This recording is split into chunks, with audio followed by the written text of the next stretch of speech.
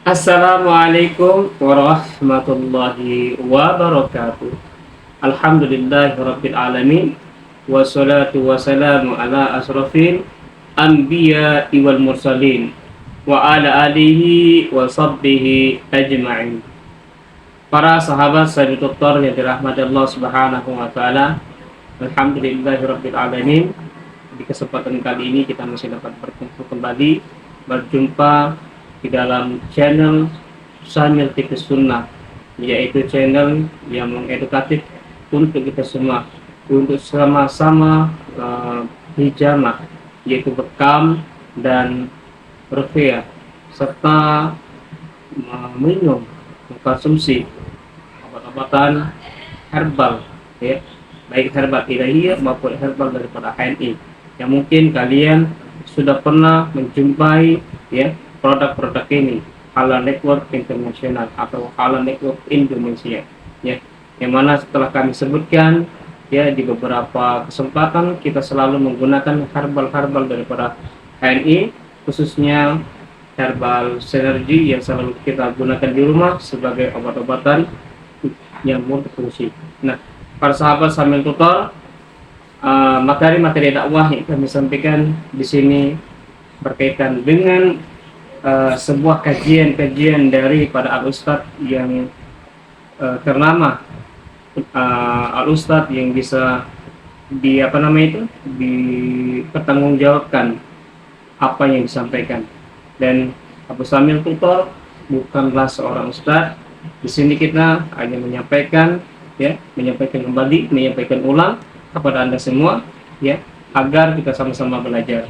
Nah, di kesempatan yang kali ini kita akan mencoba membawakan kajian sunnah kita, yaitu tentang hadis, ya, tentang hadis menjadikan kuburan sebagai masjid, ya.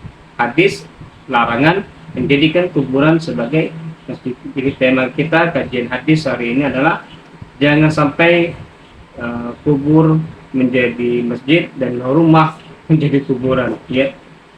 Allah Subhanahu wa taala, ya, telah mengatakan di dalam Al-Qur'an, ya, dikatakan bahwasanya A'udzu billahi minasyaitonir rajim. Bismillahirrahmanirrahim, ya.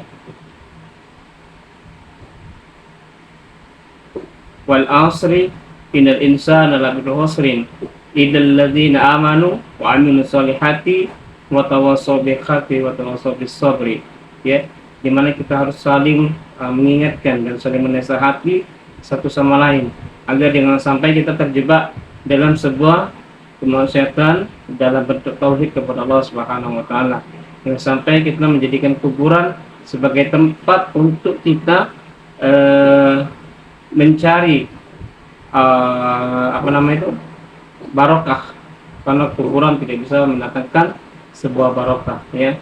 Di sini ada hadis daripada Aisyah radhiyallahu taala anha, ia berkata bahwasanya Rasulullah SAW bersabda ketika beliau sakit yang Rasul tidak bangkit dari sakitnya tersebut, ya, disebutkan bahwasanya la'anahullahu yahuda wan nasara takhadhu qubur anbiya'ihim masajid, ya, semoga Allah melaknat orang-orang Yahudi dan Nasrani, mereka mengambil kubur para nabi mereka sebagai masjid, ya.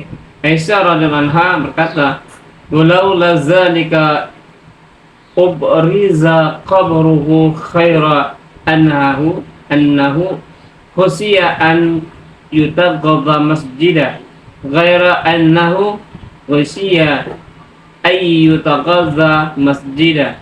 Kalau bukan karena hal ini, niscaya kubur beliau sallallahu alaihi wasallam akan ditampakkan, hanya saja dikhawatirkan akan dijadikan sebagai masjid.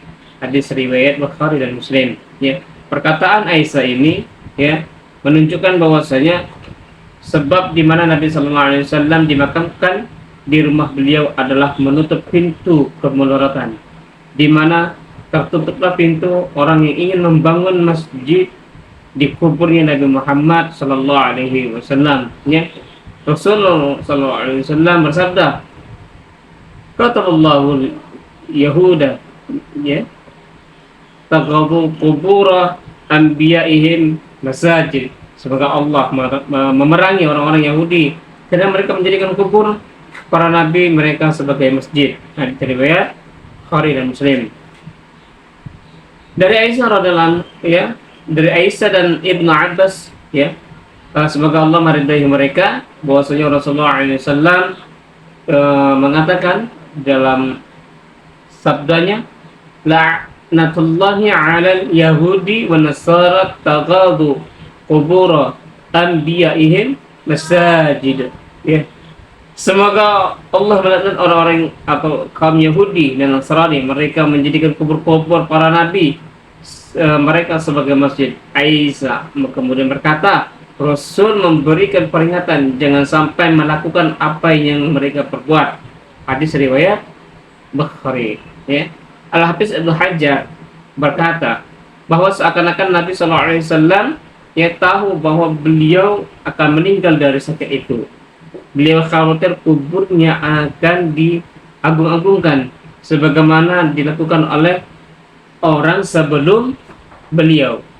Laknat kepada orang Yahudi dan Nasrani ini merupakan celaan terhadap orang-orang yang melakukan perbuatan seperti perbuatan mereka. Para sahabat Samil Tutor yang dirahmati Allah Subhanahu wa taala, ya, Aisyah radhiyallahu anha kembali mengatakan bahwasanya Nabi sallallahu alaihi wasallam saat sakit, ya, sebagai istri-istri beliau berbicara tentang sebuah gereja yang ada di negeri Habasah. Gereja itu bernama Maria. Ummu Salamah dan Ummu Habibah pernah mendatangi negeri Habasah, ya. Kemudian mereka menyebutkan tentang keindahan gereja tersebut, tentang gambar-gambarnya yang di gereja tersebut. Kemudian Nabi SAW mengangkat kepalanya lalu berkata, ulaika idza mata fihim, ya, rajul salihu banau ala qabrihi masjidah thumma sawwaru fihi tilka surah ulaika sirarul khalqi indallah. Mereka itu apabila ada yang meninggal di tengah-tengah mereka orang yang saleh, kemudian mereka membangun kuburan di masjidnya, kemudian mereka membuat gambar-gambar mereka adalah seburuk-buruk makhluk di sisi Allah pada hari kiamat.